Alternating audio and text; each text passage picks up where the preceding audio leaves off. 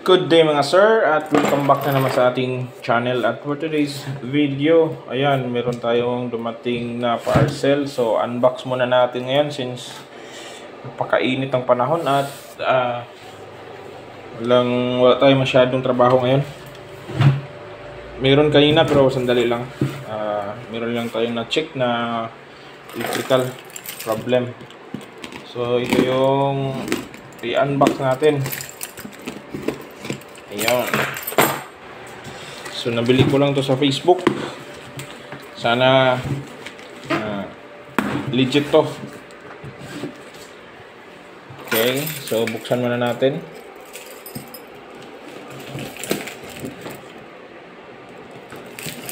Shout out sa mga walang sawang sumusuporta sa ating channel.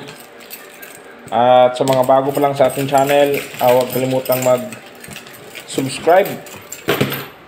At pakihit na rin ang notification bell para updated kayo sa aking mga video tutorial, mga ganito, random vlog. Ano tawag? Random vlog. Alright, so napakagandang pagkabalot. Mayroon siyang maganda yung bubble wrap niya. Okay.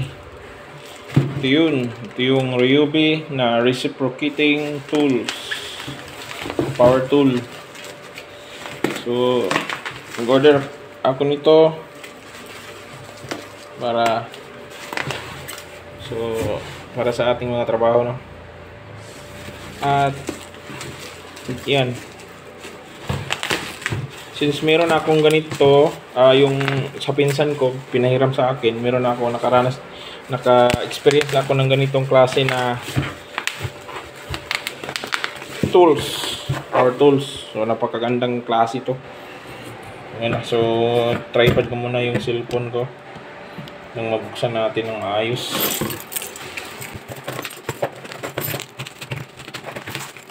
Okay, so ito ay video. So tingnan ko, video sa marketplace. Asalamat ko, okay?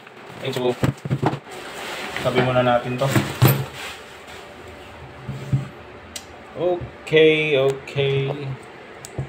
So, ayan yung ating reciprocating tools. You know, Ryobi. So, hindi to brushless, no?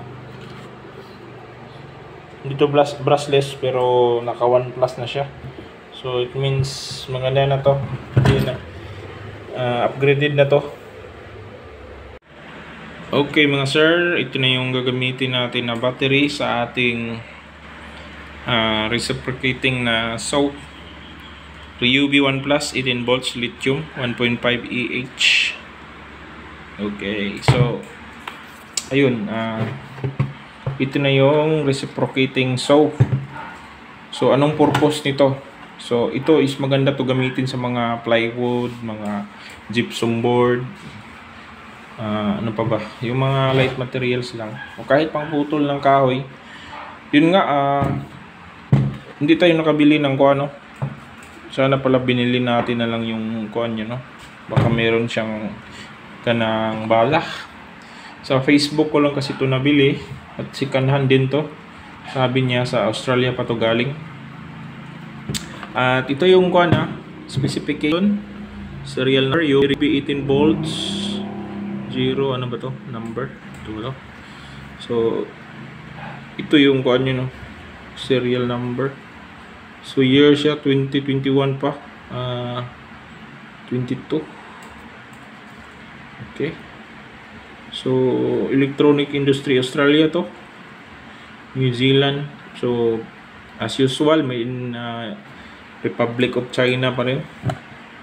At ang kagandahan nito, itong mga kuan niya, no, hindi siya star screw, kundi yung special tools o yung special screw na ginamit nila, o yung hex dito sa kuan. So meron din siyang alin na sinama. So yung alin pala dito yan sa may guide niya. Okay. So since meron ako sa ganito noon, way back 5 years ago. So ito yung pinanggawa ko sa mga video okay machine. So nga pala, ito yung kuan din, no? Shift lock nya dito para yung bala pumasok dito. So hindi ko mapakita sa inyo kung paano ito matesting ngayon kasi walang bala. So ito pala ay brush motor to. So hindi to brushless. Pero upgraded naman to kasi naka-green na. Yung sa pinsan ko noon is naka-blue ang color pa. So ito is 1 plus na.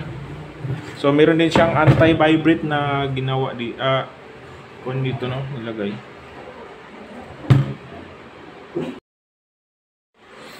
Okay, so anti-vibrate at wala nang kuan.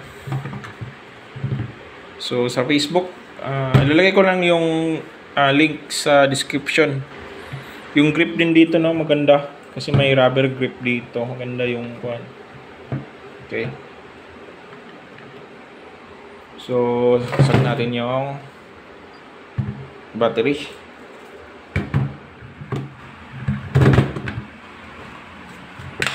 Ayun, kaslak na. So brush motor, so expect natin meron siyang sparking dito. Hindi to siya brushless. Yan, oh, ganda yung kuan. Maganda itong gamitin sa mga plywood o yung mga kuan nga, gypsum board. Dali lang mag-cut nito pag ganito.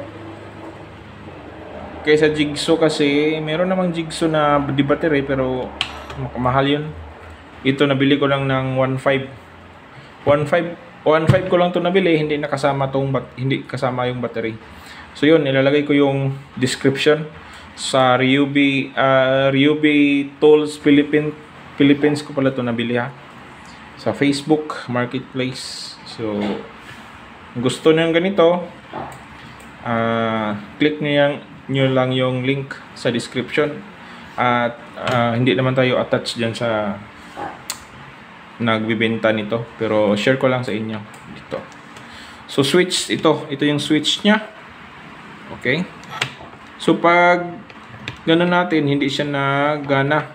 Pero pag tulak muna natin to kahit dito, kahit saan dito, hindi naman to forward reverse, switch lang to, o yung lock nya, lock sa switch, siguro sa safety purposes to.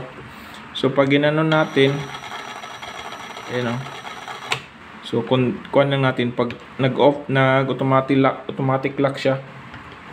Pag pindot natin sa my switch, kailangan lang natin to ganunin.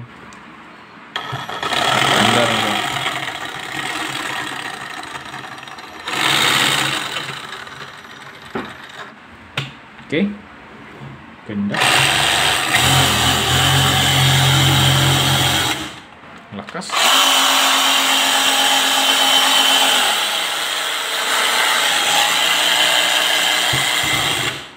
Power talaga pag Ryobi.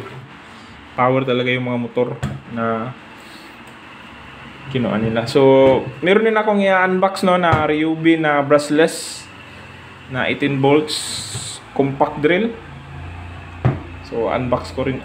Hindi, i-review ko na lang yon kasi nagamit ko na yon. At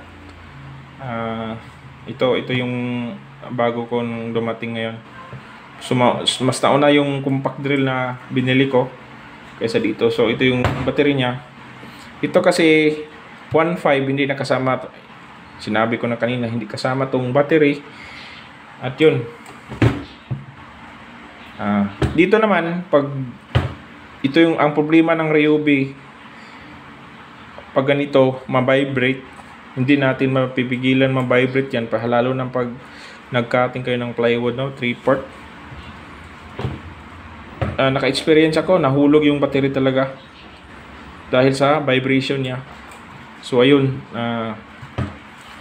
nadali yung battery ko. At yan lang muna yung mas-share natin ngayon since napakainit ang panahon at wala tayong masyadong ginagawa. So ito lang muna yung video Hindi naman to tutorial, no? Kuan lang, unboxing. So, yun. Nilagay ko lang yung description. Yung link pala sa description. Ilagay ko yun para pag, halimbawa, gusto niyo rin ganito na klase, order lang kayo doon. Meron pang available. So, sikanahan lang to. Hindi to. Huwag kayong magkuha na brand new. Sikanahan lang to. Galing Australia daw. Nagtanong ako. At yun. Subok na rin sa atin to kasi nakasubok na ako ng ganitong klaseng tools, no? Way back 5 years ago. So, salamat sa panonood sa ating channel. At sana nakatulong tong video. At paki-share na lang sa ating video. Paki-hit na rin ang notification at paki-subscribe. Salamat sa panonood at see you on my next vlog. Thank you.